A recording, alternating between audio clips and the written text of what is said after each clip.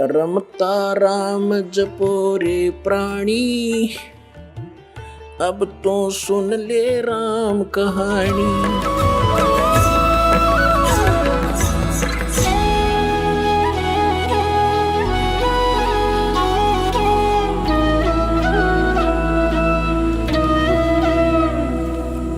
एक 1000 कला का मालिक ये काल है, तो हमने उस असंख्य कला के मालिक की शरण ग्रहण करनी पड़ेगी। उस असंख्य कला के स्वामी के आड़ में ओट में उसके सहारे से हम इसके काल के लोक को पार कर सकते हैं। उस परमेश्वर ने हमें इस काल पर विजय पाने के लिए एक विधि बताई है कि पूर्ण संत से वो 3 मंत्र यानी एक ओम तत्सत और प्रथम जो आपको दिए जाते हैं वो 7 मंत्र, इन सभी का सहयोग हमने लेना होगा इस काल के जाल से निकलने के लिए। इनके अतिरिक्त हम कोई भी साधना करते हैं, किसी भी मंत्र का जाप करते हैं, वो यूजलेस है। श्रीमद् भगवत गीता अध्याय नंबर 16 के श्लोक नंबर 23 में कहा कि अर्जुन, शास्त्र विधि को त्याग कर जो मनमाना आचरण करते हैं यानी मनमानी पूजाएं करते हैं, उनको न तो सुख होता है, न उनकी कोई गति होती है और न ही कोई सिद्धि को प्राप्त होती है, अर्थात व्यर्थ। फिर श्लोक 24 में तुरंत कहा कि इससे तेरे लिए अर्जुन शास्त्र ही प्रमाण है। कर्तव्य और अकर्तव्य की व्यवस्था में शास्त्र ही प्रमाण है, अर्थात जो सदग्रंथों में लिखा है उसी तरह कीजिए, किसी के लोक वेद पर आधारित मत होइए। श्रीमद् भगवत गीता अध्याय नंबर 2 के और श्लोक नंबर 53 में कहा कि अर्जुन कि जिस समय तेरी बुद्धि नाना प्रकार के भ्रमित करने वाले वचनों से हटकर एक परमेश्वर के तत्व ज्ञान पर आधारित हो जाएगी, तब तो तू योग को प्राप्त होगा, अर्थात तब तेरी भक्ति प्रारंभ होगी। अन्यथा तुझे कोई भ्रमित कर देगा, रास्ते से डगमग कर देगा, तो तू सफल नहीं हो सकता। श्रीमद् भगवत गीता में 3 परमात्माओं की महिमा है, सर्वपुरुष, अक्षर पुरुष और परम अक्षर पुरुष, और तीनों गुणों की पूजा का निषेध बताया है।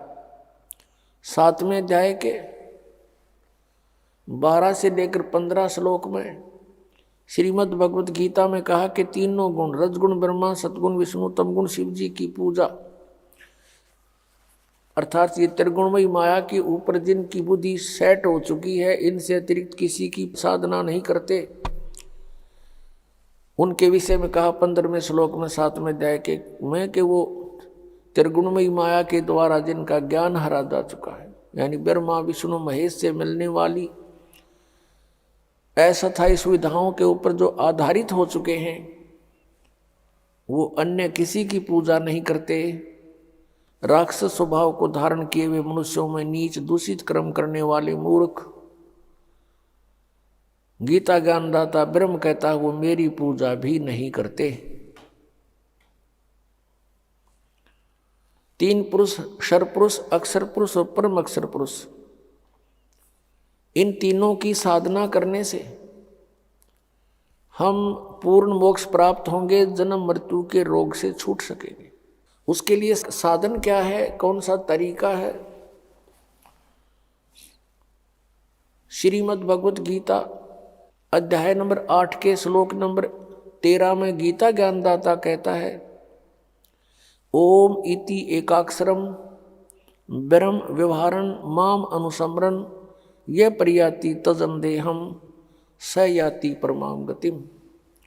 मुझ ब्रह्म का केवल एक ओम मंत्र है, नथिंग एल्स, एक ओम अक्षर है मुझ ब्रह्म का, उच्चारण करके सिमरण करता हुआ यह प्रयाति तजन देहम, जो शरीर छोड़कर जाता है अर्थात अंतिम श्वास तक ओम का जो जाप करता हुआ जाता है, स याति परमाम गतिम, वह परम गति को प्राप्त होता है। कौन सी परम गति को? जो ओम से होने वाली है। ओम के जाप से, ये ब्रह्म का जाप है, सरपुरुष का जाप है, इससे क्या प्राप्ति होगी, क्या उपलब्धि होगी? कि ब्रह्मलोक प्राप्ति होगी।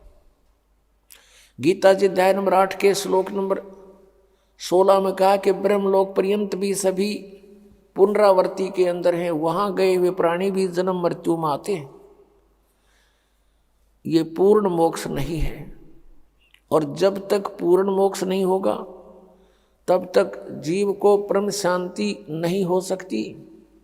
जैसे गीता अध्याय नंबर 8 के श्लोक नंबर 16 में इन अनुवादकर्ताओं ने यहाँ गड़बड़ी कर रखी है। इसमें लिखा है कि उनका अनुवाद ये है कि ब्रह्मलोक पर्यंत सभी पुनरावृत्ति में है अर्जुन, अर्थात वहां जाकर भी, ब्रह्मलोक में जाकर भी वापस आते हैं।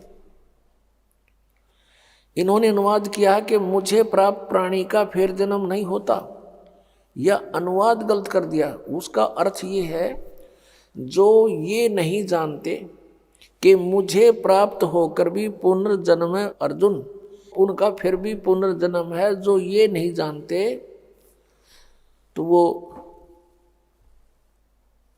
वो प्राणी मुझे प्राप्त होकर भी बार बार जन्म मृत्यु को प्राप्त होते हैं। यदि उनके अनुवाद को यहाँ सच्चा माने कि गीता ज्ञानदाता ये कहता है कि मुझे प्राप्त प्राणी का पुनर्जन्म नहीं होता, तो गीता अध्याय नंबर 4 के श्लोक नंबर 5 और 9 में, गीता अध्याय नंबर 2 के श्लोक नंबर 12 में, गीता अध्याय नंबर 10 श्लोक नंबर 2 में गीता ज्ञानदाता कहता है, अर्जुन तेरे और मेरे बहुत जन्म हो चुके हैं, तू नहीं जानता, मैं जानता हूं। मेरे जन्म और कर्म अलौकिक है। तू और मैं और ये सभी सैनिक राजा जन पहले भी थे, आगे भी जन्म होगा। ये ना सोच कि हम वर्तमान में ही हैं। इससे सिद्ध हो गया कि गीता ज्ञानदाता जो ब्रह्म है, सरपुरुष है, इसके भी जन्म मृत्यु होती है, ये अविनाशी नहीं है। फिर गीता जी अध्याय नंबर 8 के श्लोक नंबर 16 में ये अनुवाद करना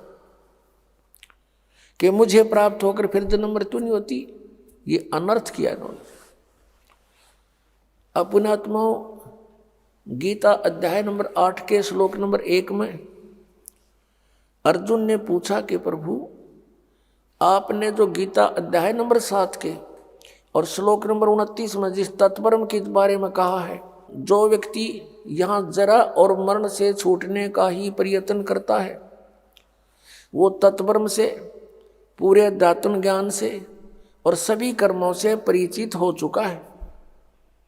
वो फिर यहाँ से जरा यानी बुढ़ापा, मरण माने मृत्यु, क्योंकि सबसे बड़ा कहर इस प्राणी पर वृद्ध अवस्था होता है, और उसके बाद फिर मृत्यु, इससे भी बूढ़ा।